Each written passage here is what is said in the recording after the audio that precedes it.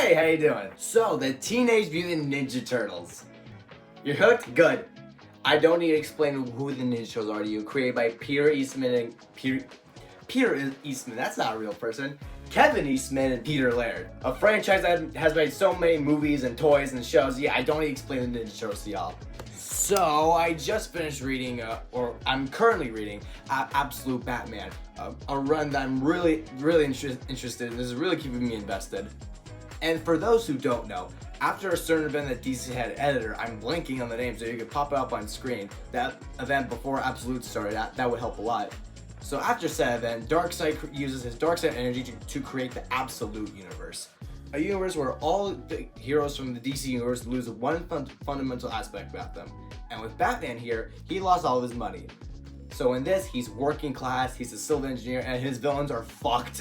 And that same concept applies to Superman and Wonder Woman, where Superman lost his humanity, so he's more alien.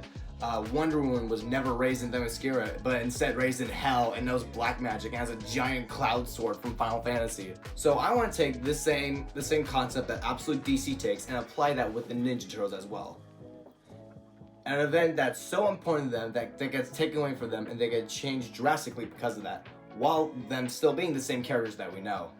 What will that look like? Well, let's find out. So what I'm gonna do is pitch my idea for the Absolute TMNT to y'all and make some drawings to go with what I'm saying here. Riley, you drew? Of course I draw. You didn't know that? It's very important that you know that I draw.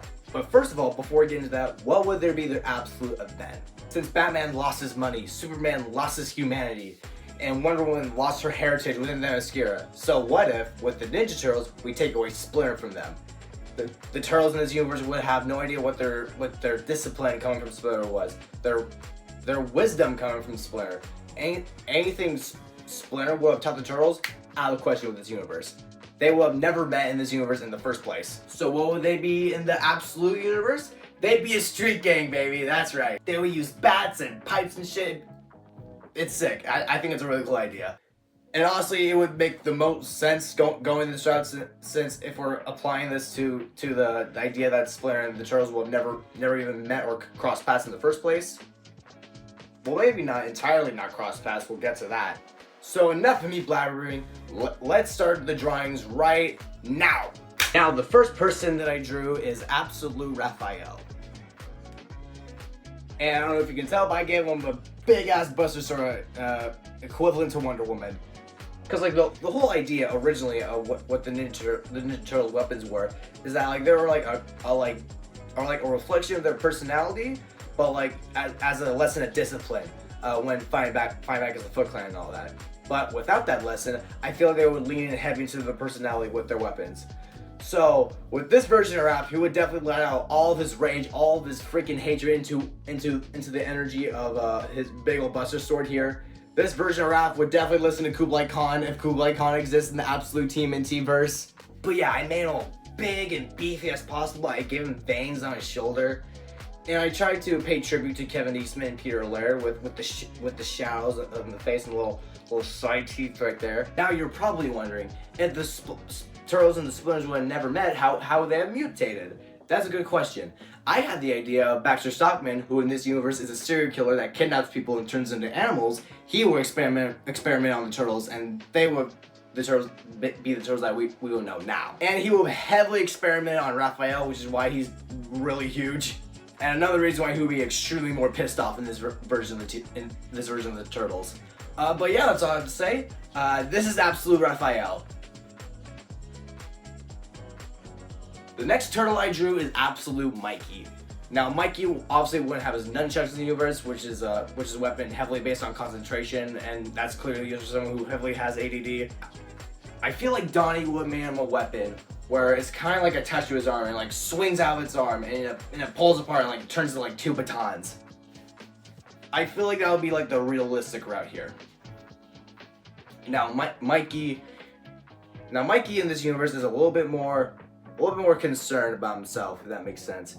He's a little more self-conscious, a little more depressed with the trauma being experimented on by a horrible, dangerous person will have done to any animal, really. That's right. In the Absolute universe, Michelangelo is an emo skater boy. Now, some of y'all might hate that, but I'm obviously toning down just smidge while he's still, the wisecracking, jokester that we all know from the Turtles. He still has that dark sense of depression within him. His shoulder pad on the left, where the little mechanical arm, weapon thing pops out, I think I'm making that shoulder pad like a bowling ball, and making like his knee pads like sawed-off bowling balls too. I don't know why I made that choice. I just thought it was cool. But yeah, this is what absolute Michelangelo looks like.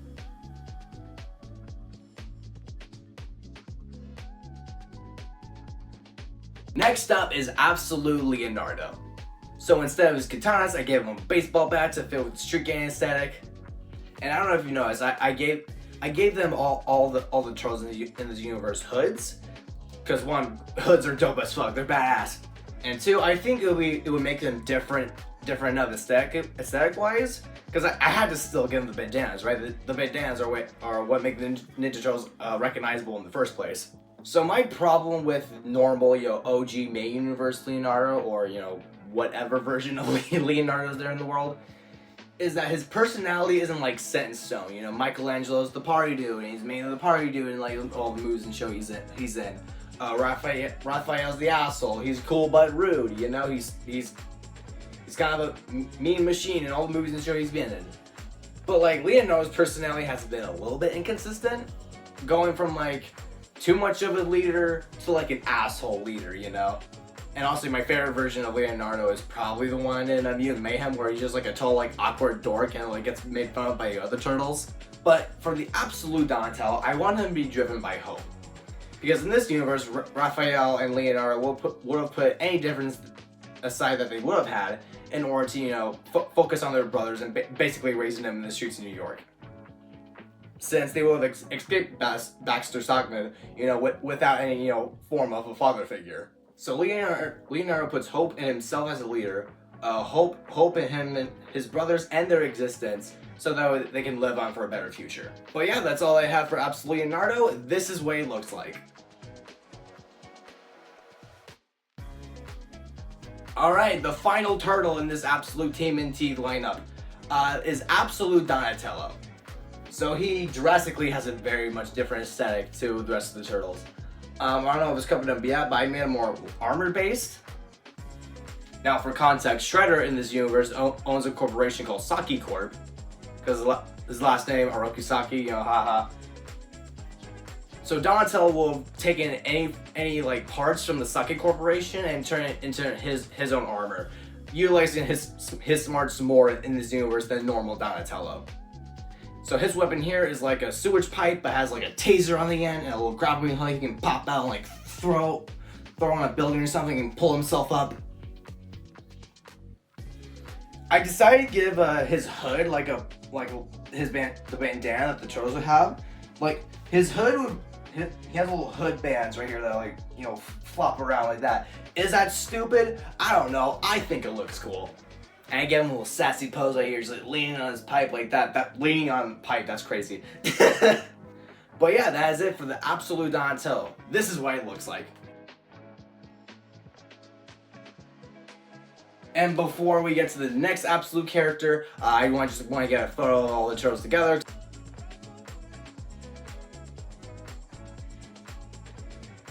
Yeah, that looks sick, doesn't it? I'm imagining the editor will put the picture up so I don't look like a damn fool. Alright, next Absolute character is Absolute Splinter. So very similar to how Batman and Alfred will have met in the Absolute universe, where they will have never met at all and they start throwing hands since, he wouldn't have been a butler, right? Splinter just roams the streets of New York as like a creature, right? Having all the weapons that the Turtles would have had. And the Turtles encounter Splinter in like a passing way. They don't recognize him as their father, obviously, but more as like a crackhead in New York or something. Someone that they just fight on one-on-one every time they see each other. So much so that the Turtles get the nickname Splinter because his teeth look like splinters. Yeah, this version of Splinter I'm planning to be like much more like cynical and bitter. Since he would give the Turtles wisdom, I feel like the wisdom of his sons will have reflected behind Splinter as well. And without that, he's just like this rat with like a hole inside, just like throwing everything he knows about his skills just like at the turtles, who are significantly, you know, less knowledgeable and, you know, the ninja fighting style, obviously. I went with more horror route to go with, you know, the whole Creature of New York thing. And again, fit the description of his teeth looking like splinters. Just made him a big old giant rat monster. But yeah, that's it. This is what Absolute Splinter looks like. And finally, the final Absolute character I have for this Absolute TMNT lineup is the Absolute Shredder, or in this case, Absolute Orokusaki. So like I mentioned before, Orokusaki in this universe owns a corporation called Saki Corp, but in this iteration, Orokusaki is actually a socialist, taking this corporation and manipulating it in his own ways to actually, you know, help the world, unlike, you know, real billionaires who own corporations. This Shredder is very honorable in a way, making robots as like a police force who would take the foot soldiers' place in this universe to like actually, you know, defend New York City and actually, you know, help stop the criminals and stop the whole street gang war that the Turtles will have against the Purple Dragons. So I actually have a sketch of what I wanted Shredder to originally look like. Here he is right here. I went with a more horror route to it because, you know, this is like, you know, Absolute, right? And everyone in Absolute DC is like some fucked up version of themselves, right? But that didn't quite fit with the whole corporate angle. So instead I just made him a big old robot suit that, you know, that fits more with the whole corporate thing. Just like a big old robot that's made by a whole corporation that Orokusaki would use as a last resort. I want to make him look big as possible, give him, you know, give him big old claws, which can also, you know, function as shields, because, you know, be like this, you know, deflecting bullets or whatever. But yeah, that's all I have to say for, you know, this iteration of the Shredder here. So here it is, the final character in this lineup, Absolute Shredder. But yeah, that is it for this video. This is part 1 of the whole Absolute TMNT thing. If you want part 2, let me know. I would love to. I made more of these characters in my sketchbook, so I would love to draw all of those digitally and bring them to life for y'all. So if you want to see that, or just me drawing more in general, like the video, comment what you think, subscribe if you want to. I will see you in the next video. Goodbye.